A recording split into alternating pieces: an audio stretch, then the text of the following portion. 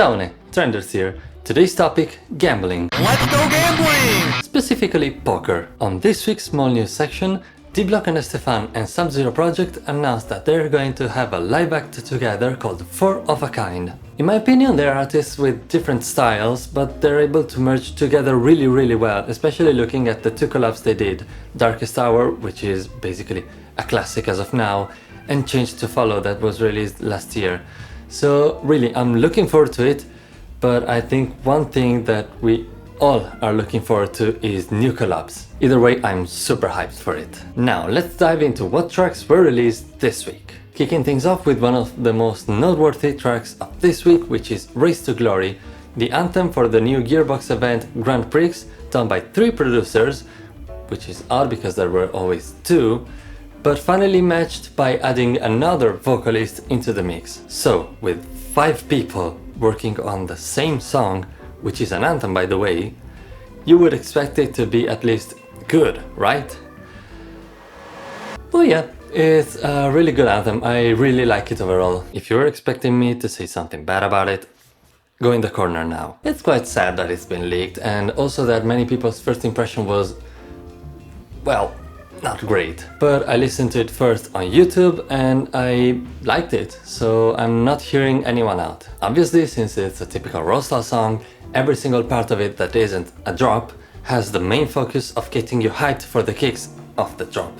So, well, I have almost nothing to say about it. Almost. Being that, for some reason, the intro feels just too generic to me and I have no idea why. I can't figure it out. But I think it's perfect for a kids racing cartoon, especially considering that the second break, the one after the first drop, is actually amazing. It fits really well into the theme of the Grand Prix, and also it reminds me of the F1 theme, so yeah, it's music to my ears. Now, the kicks. My favorite kick, ironically enough, is the one on the melody drop, because you have no idea how good Deuces kicks can sound on a climax until you've heard a climax with Deuces kicks. I cannot emphasize this enough. I love it a lot. The rest of the kicks are pretty good. The first one is insane to me. And the rest are okay, really similar to others that we've heard in other tracks. Not bad though. Also, a track that caught my attention is Not the End by Detox.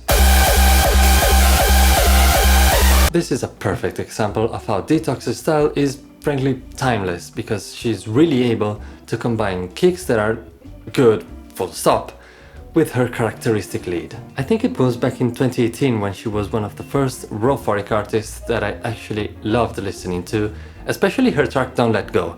At the time I was a real crunchy kick lover and I just couldn't fathom the hype behind raw style.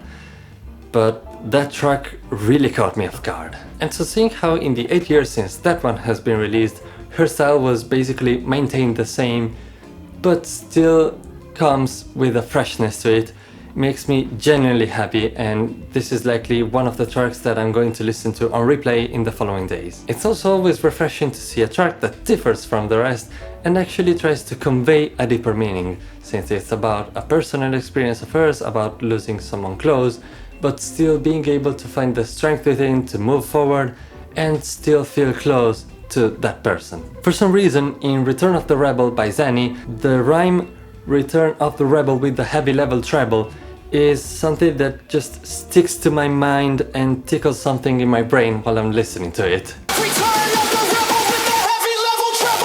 Also, I think that the second drop, the freestyle one, is pretty spot on with Zanny's old school style.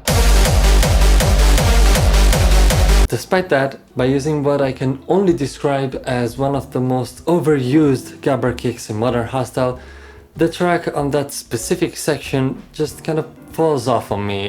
It delves too much into the word of generic. And it's especially pity because the kick right after that is awesome. It really gives off the same freestyle vibe as the other one. Of course though, I've saved the best comment for last because reverse bass in itself is a drag.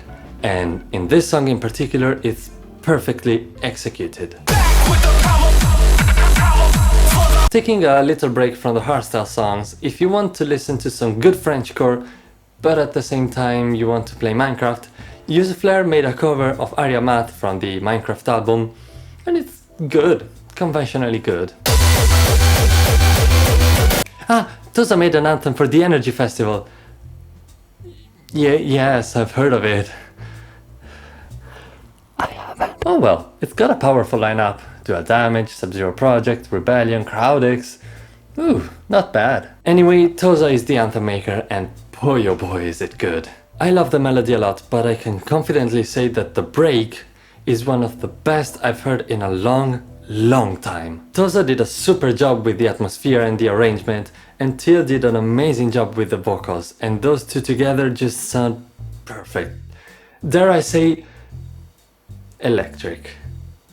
Hey, Editing Trenders here, and I just noticed that Teal has been the vocalist in the first 2 anthems in the hardstyle scene of this year, so pretty wild achievement I'd say. Oh, and about the melody. People started noticing that it was really similar to Boy What's the Both of Us.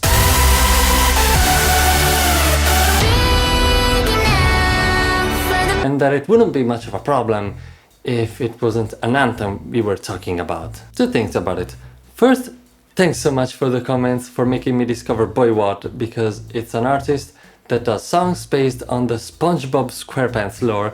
You cannot make this up. And then uses AI to convert his voice to make it seem like the characters themselves are singing. But the rest of it is human-made, don't worry. And secondly, the whole song in itself is good. It's not just thanks to the melody. And I find it hard that Toza wanted to disrespect anything or anyone with it. So I see nothing too wrong with it. About the kicks, well, they're good. Typical Toza good. Another huge recommendation for this week is Shock the Future by Zatox. Holy shit, that reverse bass. It's got the typical old school distortion that I don't know the name of, and I'm likely going to confuse some of you, but it just reminds me of a vinyl. I don't know how else to explain it.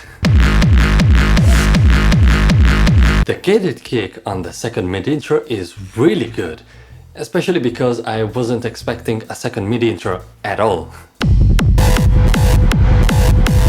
Also, the whole ambience on the song is insane. It's entirely anti-melodic, which is not my favorite kind of style, but in this case is really well done. Alright then, I hope you enjoyed the first episode of this new upcoming series. Let me know if you liked it and what you'd love to hear about, or if there was a song that I missed and you wanted to share it, all in the comments below. Thank you for watching and see you next time. Ciao!